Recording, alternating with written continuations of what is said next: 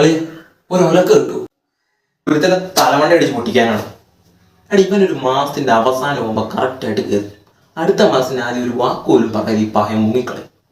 എടി ഇവനില്ലെന്നുണ്ടെങ്കിൽ സ്വന്തം നാട്ടിലും വീട്ടിലും ഇതിൽ കുടുംബത്ത് പോലും ഒരു വിലയില്ലാത്ത അവസ്ഥയാണ്. പക്ഷെ ഇതൊക്കെ ഞാൻ പോട്ടെ നോക്കും. കഴിഞ്ഞ ദിവസം ഒരുത്തിയായിട്ട് സെറ്റായി. രണ്ടു ദിവസം കഴിഞ്ഞ ബ്രേക്കപ്പ്. കാരണം എന്താ? അവനില്ലെന്ന് പറഞ്ഞിട്ട്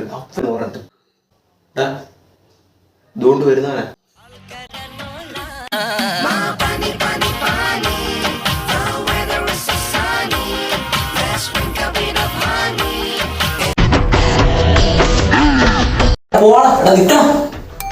ഇതാണ് ഇവന്റെ കുഴപ്പം. കയ്യിൽ നിൽക്കൂല, ഇങ്ങനെ ഓടിക്കൊണ്ടിരിക്കും. എടാ ഇതൊരു മെട്രിക്സ് ആണ്. നീ ആ മെട്രിക്സിനകത്ത് പെട്ടുപോയിരിക്കുകയാണ്. നീ പണത്തിന് പുറകെ ഇങ്ങനെ ഓടിക്കൊണ്ടിരിക്കും. പണത്തിന് ഒരിക്കലും നിനക്ക് ഹാപ്പിനെസ് തരാൻ പറ്റില്ല. അത് നീ ആദ്യം മനസ്സിലാക്കുക. എടാ സ്വന്തം അപ്പൻ്റെ പൈസക്ക് ബിസിനസ് ചെയ്തിട്ട് മേലെ ഡയലോഗ് അടിക്കില്ല കേട്ടോ.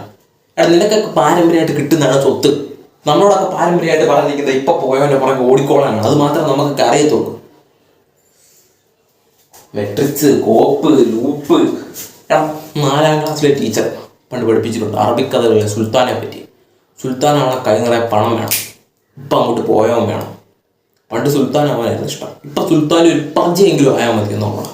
അതുകൊണ്ട് ഓടും. പറ്റാൻ മാത്രം ഇപ്പം പോയവൻ്റെ പുറകെ ഓടും.